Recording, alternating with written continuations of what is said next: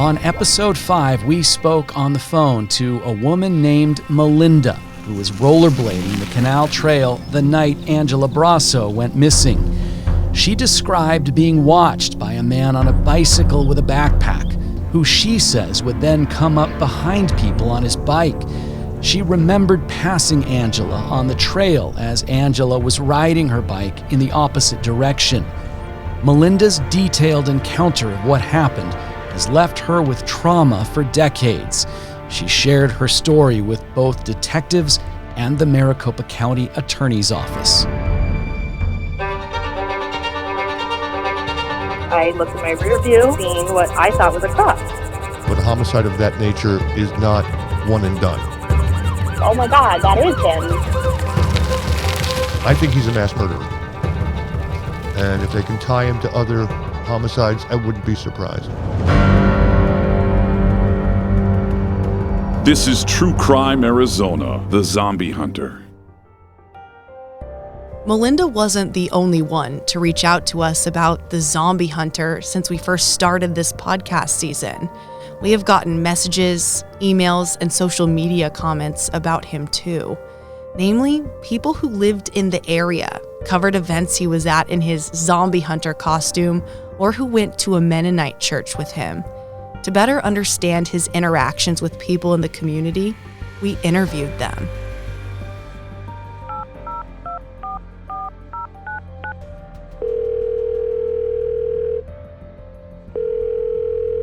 Hello? Hi, is this...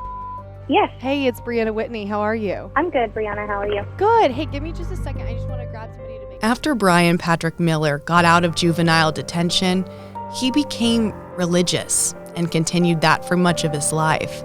Specifically, he attended Mennonite churches in the Valley and was part of the Mennonite community. This woman, who asked we don't share her name, went to church with Miller in the early 2000s after he moved back to Arizona from Washington. He was really quiet, and he seemed like a nice guy. Nothing that, would make you, really remember him, if that sounds odd. Pretty much when his news story came on it was about 7 years ago, I believe, because I had just met my fiance. I saw his face pop up on the news, and I honestly didn't really know who it was at first. And then our phones blew up, and everyone was like, "Oh my God, did you see the news?" Because that's the guy that went to our church for a while, and I was like, "Oh my God, that is him. That's crazy." So he kind of he blended really well. He was a nice guy. He was really quiet. Nothing that he did would really stick in your memory. What were the years that you remember him being there with you, and did you participate in youth groups with him, or what was your interactions with him at church? So I was part of the youth group. There was a bunch of us. We were all probably ages from 11 to I'd probably say 16 on the older end. We would do things all the time, and then one day we were at church, and there was a new guy that was sitting in the back with his daughter. His daughter's name is... She was real young at the time. We had heard that, he had just moved here. He was originally from Arizona. He moved out of state for a while and then came back and was living in Sunny Slope, and that he knew one of the ladies in church, and then he was trying to get his life back on track. So that's why he was at church. And that was probably around 2002, 2003. I did teach a little bit of Sunday school, and his daughter was in my class, and she was really, really sweet. Also very quiet. She was just a quiet girl. He cared for her a lot. You could tell by the way he talked to her and his mannerisms around her that he cared about his daughter a lot. That was something echoed by many of Miller's friends, his love for his daughter. But she remembered a specific instance after church that made her just feel odd. He wouldn't hang out with our youth group. One day we went to one of the ladies' houses after church, and we were hanging out, and he was over there, just hanging out in the living room, talking to a few people in the youth group. And for some reason, I think there was food going on in the kitchen, and everyone decided to get up and go to the kitchen to get food. And for some reason, I stayed behind. I can't remember why. Maybe I just wasn't hungry or whatever. And then that was a moment that I was in a room alone with him, and I felt odd being in there. One, because I didn't really know him, and he was always real quiet. Like, as a youth group, we had always kind of thought that there was something off with him, but we didn't really know what it was. He didn't say anything to me. He just sat there across the room. Eventually, I got really uncomfortable, and I just, got up and I left. That was about it. What she did not realize was that years later, she had seen Bryan Patrick Miller multiple times. She just hadn't realized it because he was unrecognizable. I listened to 98 KPD, it's the rock station down here, and I know he was at a couple of their events with his zombie hunter car or whatever that creepy outfit was. And I had seen that before, and I never knew that was him, having known him. I didn't know that was him. I didn't know that he had a whole, I don't even know what you call that, a cosplay thing. We had no idea, until we saw the news story, and I was like, oh, I've seen him at events and stuff, taking pictures with cops and everything. He was just this weird zombie guy, but yeah, I never knew that was him.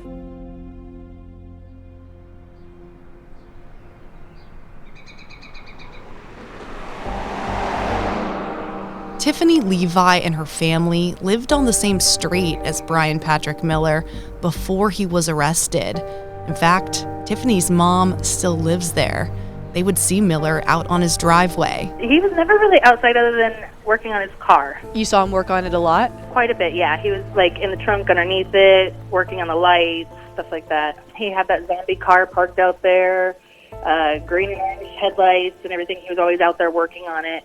That's the most I really saw of him. His daughter, he did have a daughter. The bus stop for the school that she went to was right in front of my grandma's house. So we saw her every morning and every afternoon walking to the bus stop, walking from the bus stop. She kind of always seemed down. She would just stare at the ground. The reason Tiffany reached out to us was because she recalled a memory that's haunted her. A memory with the zombie hunter car, and then what happened just months after. One night I was leaving my mom's house and I was driving to my boyfriend's house, and I was on the phone with him to let him know I was on the way, and I looked in my rear view and it was dark out, and I seen what I thought was a cop. And so I told him, I said, hey, listen, I need to get off the phone. I think there's a cop behind me. I'm about to get pulled over. And he said, okay. So I put the phone down, and I was driving, and I drive down 9th Street, turned on to Cheryl, and he turned to, and then I turned down 12th Street, and I kind of was trying to turn different ways to see if, okay, is this cop just messing with me, or are they going to pull me over? And then he must have known that I was watching him in my rear view and turning all these ways. He turned a different way, and I noticed it was that car. And so I called my boyfriend back, and I was so angry. I was like, people should not be using cars that look like cops. I thought that was a cop car. I thought I was about to get pulled over. Scared. I was scared because of any time a cop's behind you. You kind of get freaked out, they just make you nervous. But yeah, it turned out to be him. And then not long after that, I'd say it was maybe a month and a half. I mean, this was a long time ago. Bryan Patrick Miller was arrested this week and charged with 2 grisly... And I came home one day, and there was cop cars, black SUVs, everything all at that house. And I was like, whoa, something's going down. I wonder if it's a drug house. I didn't know which house I think it was at that time, where they were. I don't know if they were all inside or something. I just seen all the cars. So we didn't know what was going on until later on in the afternoon. Undercover Phoenix police detectives were able to obtain a DNA sample from the suspect just last week. Once we got that DNA sample from the suspect, that sample was analyzed by our crime lab, and within literally hours, we had a hit from those 2 murders, scientifically linking him by DNA to those 2 murders over 20 years ago. We found out that they had arrested that guy, and that's who it was. And then at that time, they searched his house because they never found that girl's bike. So they were going through his whole house to kind of look if he had it, to see if he kept it as a memento, because a lot of times they do keep something from them. So they were out there for Mom, about a week, I'd say, with tents up, just going through the whole house and the backyard and looking through stuff. And it was a crazy experience. It just opens your eyes. You don't know who you live near. I think God to say that I noticed that he was following me, and nothing came of it, because who knows what he was doing and why he was following me. I'd never forget that night. The day of Bryan Patrick Miller's arrest stuck out to somebody else as well. Somebody Brianna and I know well because we work with him. I was there in his front lawn the day before he was taken into custody. Shooting another crime. That's Jim Fry. He's been a photojournalist with 3TV and CBS 5 for decades. When there's breaking news in Arizona, you will find Jim Fry there with his camera. So it was no surprise when he said he not only covered Miller's arrest, but covered the community events Miller was at and even the canal murders themselves. Police are looking for whoever killed 22-year-old Angela Brasso. She was found decapitated. He remembers being at the scene the day when Angela Brasso's body was found. Gone for her evening bicycle ride Sunday night and never returned. We were friendly with the PIO at the time, but that was completely different that day because it was very tight-lipped. We were corralled. Let us just say it just felt a bit different, and it also felt like it was a very, very serious homicide. It just was a very cold atmosphere when we were being handled by the public information officer. When did that change and you learned more? It was about a couple of days later where we found a couple of more details out. First and foremost, that she was indeed decapitated. Fry's memory is uncanny and always has been. He remembered what unfolded next, interaction with the man who found Angela Brasso's head. There was this guy who was, believe it or not, fishing at the Grand Canal behind what is the old Metro Center. And he was very close to the bridge that goes over the canal on I-17. And at that section of the canal, lack of a better term, the flowing water creates this eddy that will actually trap garbage and whatever up against the side of the canal. And he discovered Angela Brasso's head. Gentleman that is usually fishing at the canal there drove by on his bicycle and he thought he saw a head there that everybody was looking for. But we decided to go take a look, see if it was really the head. We went over there and from a distance it didn't look real. But when we went down the steps, took a better look at it, real close-up look, and it was the head. Later on that day, we found out that the gentleman who had located the head, and I was sent to go and interview him by myself. It turns out that the gentleman was in a kind of a seedy bar in the west side of town, and he was basically drinking his sorrows all afternoon. I mean, to find a head. Just fishing, just killing time on the banks of the canal, yeah. And all of a sudden he becomes part of one of the most heinous homicides in Phoenix history. In between the time of the canal murders and Miller's arrest, Fry would cover thousands of other stories.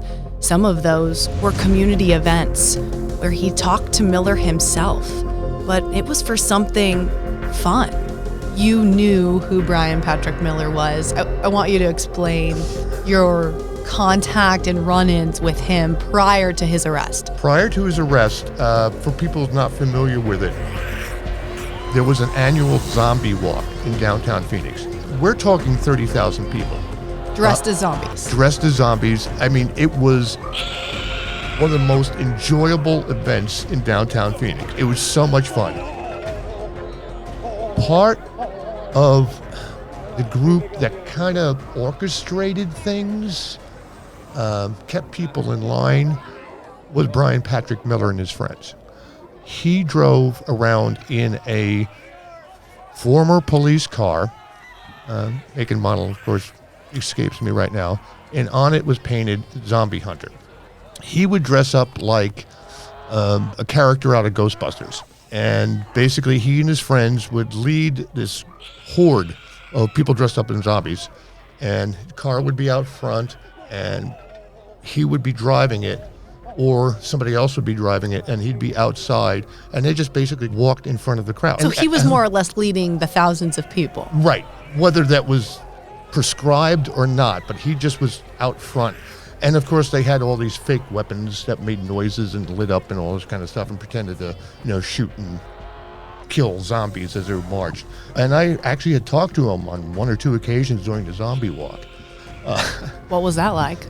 He just was, I mean, I just describe him as just, you're a big nerd. You're an adult and you're dressed up like this, and, so that's all I wrote him off as. It's just one big nerd. Not long after that, things turned eerie for Jim Fry. He was at a breaking news story, which was nothing out of the ordinary. But on this night in January of 2015, he didn't realize just how bizarre things would seem and how they'd unfold with Bryan Patrick Miller. Now, this is where it gets even stranger for me personally. I was there in his front lawn the day before he was taken into custody. Shooting another crime. I was by myself covering, unfortunately, it was a fatal car pedestrian accident, and the driver had taken off. So I'm standing in the lawn in his house in Sunny Slope, and guess what's behind me? I am standing in front of the zombie hunter car. And at some point in time, he gets out of the house, gets into his zombie hunter car, and just drives off. You didn't know he lived there at the time? I had no idea he lived there at the time. He was taken into custody the following morning. After you were there? After I was there. That's odd and eerie. Yes. And the thing is, I always speculated in my head that he was, of course, under surveillance. And because of all the police activity out front, I think that hastened his arrest. So did you go back out then to his house for the arrest? Yes. What was that like? It was a scavenger hunt. Literally his garage/storage shed. Again, he was a hoarder. He was a hoarder. And that's when I found out through someone I have an acquaintance with in the Phoenix Police Department that's where the trophy bicycle was.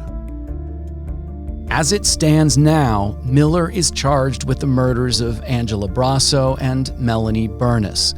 But in episode 4, we told you about the disappearance of Brandy Myers and how Phoenix police believe Miller is responsible for her death too. And there is the possibility of other victims. The other cases which they think he might be involved in, which I truly believe he is. Do you think he's connected to others? Yes, absolutely. That homicide, again, I'm not a homicide detective, but a homicide of that nature is not one and done. I have reason to believe that he has involvement in a few others. And you've covered things like this in news as a photojournalist for decades. Decades. So you've seen things like this play out. Right. Although this is a very bizarre case. Right. In other words, it was not a spree killing. I mean, it was... I think he's a mass murderer. And if they can tie him to other homicides, I wouldn't be surprised.